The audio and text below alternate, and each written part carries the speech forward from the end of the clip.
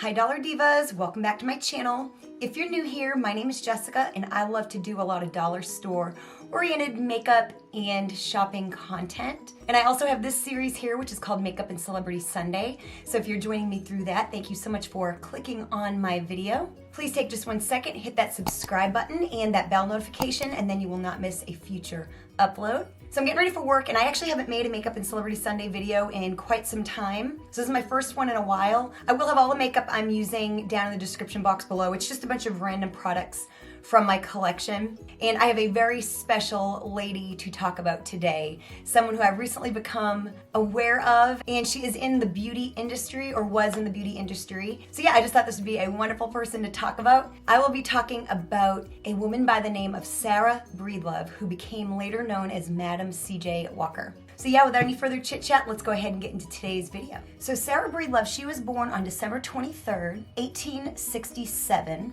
and she became the founder of the Madam C.J. Walker Manufacturing Company. Now she was born with the name Sarah Breedlove. It was later in life where she changed her name. And she was born 4 years after the Emancipation Proclamation. And so her parents were actually former slaves, and then they became sharecroppers. She was born on a plantation in Delta, Louisiana. You know, she was raised in extreme poverty in the South at this time. And the amazing thing is, being raised in poverty, parents being former slaves, it was just a short 4 years after the Emancipation Proclamation, she became, here's the amazing part, not just, now if you Google this, sometimes you'll see that she is coined as the first African-American female to be a self-made millionaire.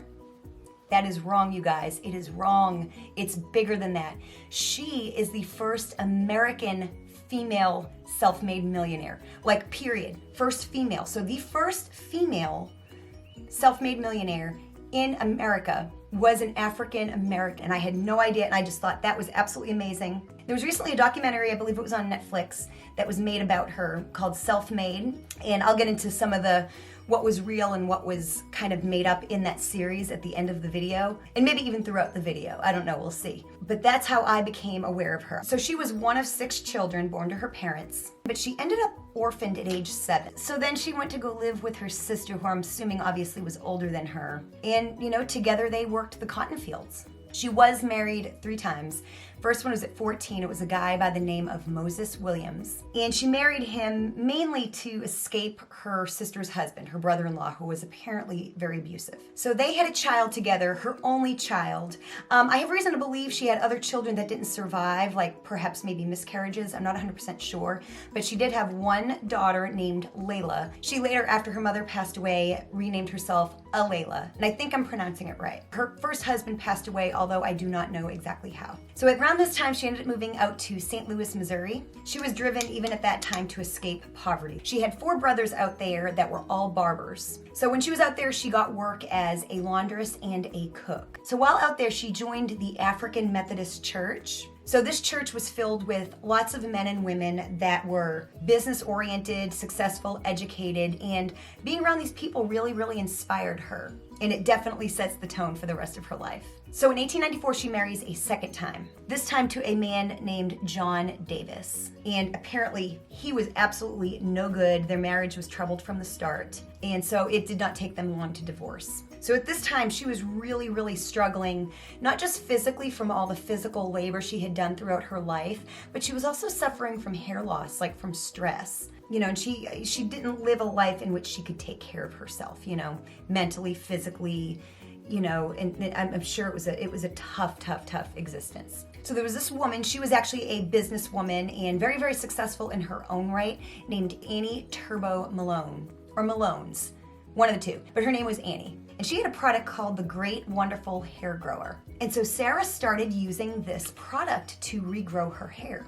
And she also joined a group of other Black females who were Annie's like sales agents, and she helped her sell her product with these women. So about a year later, she moved to Denver and she married a man named Charles Joseph Walker, also known as CJ. And CJ was in advertising. That's what he did for a living. Very interesting. So after they married, she launched her own line of products, and she started her company with just $1.25. So her company kind of consisted of hair products and straighteners. all designed for African American hair. And she called her product Madam Walker's Wonderful Hair Grower. And the funny thing about this hair grower is she says that the recipe came to her in a dream. There was basically this man and he told her everything she needed to put in and the amounts.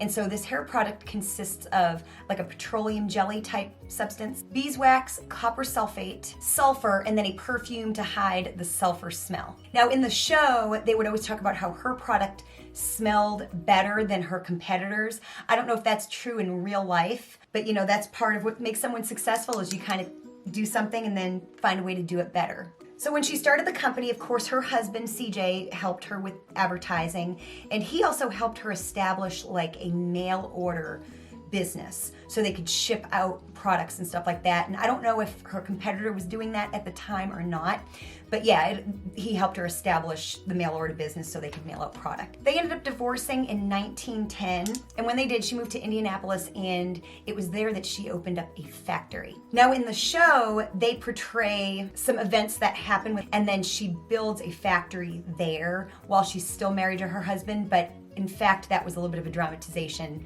for the show and not really real life. So with her business thriving, she actually developed like a training program, and her intention was to help Black women gain like economic independence. Because at the time, you know, these women didn't have a voice. The show portrays that they're all like their husbands, they don't have any strong opinions or anything like that. And typically they would work in like laundry and kind of what she was doing before she started her company. So she kind of wanted to find these women like good paying work, something that they could feel passionate about, you know, kind of give them purpose. So she would hire African American women and train them to be sales agents and also like hairdressers as well. So they had like a good knowledge of what they were selling. So she took great pride in herself, her skills, her mind, and also that of, like we were just saying, you know, young girls and women and just the Black community in general. And she wanted them to do well.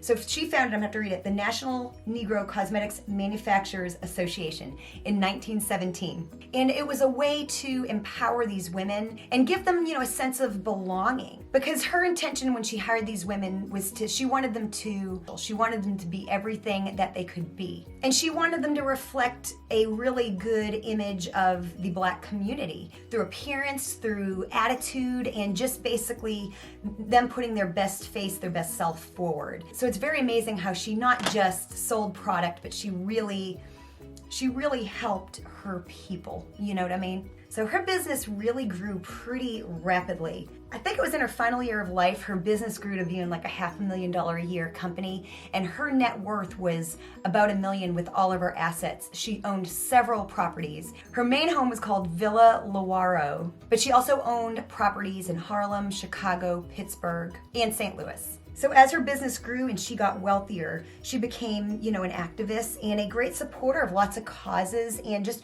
really put money back into the community. She supported the YMCA, she covered student tuitions, she was active with the anti-lynching movement, and it was believed she also donated $5,000 to the NAACP. She ended up passing away in 1919 of kidney failure. And upon her death, she donated 2/3 of her company, like the future profits, to various charities, people's schools. So there was an article in the Smithsonian magazine, and it basically said in a nutshell that her legacy, you know, it's not just a hair product or making money, but her legacy is about pride and self and, you know, economic independence, which is so much bigger, you know, and not just for herself, but through countless other women and even men. You know, what a gift to, you know, not just the Black community, but the world. I mean, what a legacy. So a little bit about her daughter, which was also a very interesting character. She kind of became famous in her own right and very well respected, and she was coined the Joy Goddess of Harlem. And there's this man by the name of Langston Hughes, and he gave her that title. And he did all kinds of things. He was a poet, he was a social activist, a novelist, a playwright, and a columnist. So the name of the little girl that Alayla adopted was named Fairy May. And she later became May Walker Robinson. So upon Alayla's death, she became the sole heir of the company and just the legacy. Now, the docuseries on Netflix portrays or alludes Alayla as being gay. However, her sexuality was actually unknown. They just don't know. And it probably has to do in part with the time frame that it was, you know, just things were different back then, but she was very supportive of the gay community and very, very, very accepting. Also in the documentary, there's a woman named Esther who it is alluded that they have a romantic relationship, her and Alayla, but that was actually a fictional character that was made up for the documentary. So we mentioned earlier the other hair growth product, kind of what got Madam C.J. Walker started, was this lady named Annie. Well, in the docuseries, in the show, they had this woman named Addie Monroe, and Addie was really portrayed as a villain. And in the show, they kind of show them having a falling out over Madam C.J.'s looks. And basically, Addie did not want someone that looked like Madam C.J. selling her product. So they show this falling out over her looks, and so then Madam C.J. makes her own, concoction of hair growth stuff and goes into her business for herself. This was apparently, to the best of everyone's knowledge, not really what happened between the real life Annie, the owner of this other company, and Madam C.J. Also in the show, they show Addie following Madam C.J. around the country, just trying to destroy her business, and that in fact was also not true. She actually just stayed in St. Louis following a divorce in 1927. And like we said, Annie was a successful woman in her own right. She was estimated to be worth $14 million by 1920. So again, a successful businesswoman in her own right. So in the show, C.J. Walker was not specified as Madam C.J.'s third husband, but he was in fact her third husband. It just was not clear in the show. And the show kind of portrays him as being like wonderful in the beginning, and then as Madam C.J. becomes more and more successful and more business-minded, he starts to appear hurt and kind of taking a back seat to the business. And he has an affair with one of Madam C.J.'s top agents, one of her employees. And while that part was true, he apparently did in real life have an affair. Their marriage was crumbling long before, mainly due to his alcoholism. The show also kind of portrays it that their divorce was long and drawn out, but in real life, it was actually very, very, very short process. She had an attorney named Ransom, and he expedited the process pretty quickly. So although Denver is where she actually met and married CJ and developed her hair grower, the show actually cuts out Denver completely. So as I sit here and finish putting my lipstick on, I want to end with a quote that came from Madam CJ Walker. It says, "Don't sit and wait for opportunities to come. Get up and make them." So if you enjoyed this video and this series, I will have my Makeup and Celebrity playlist up here. Definitely check it out. It's good to be back with Makeup and Celebrity Sunday. Thank you so much for watching, and I'll see you next time.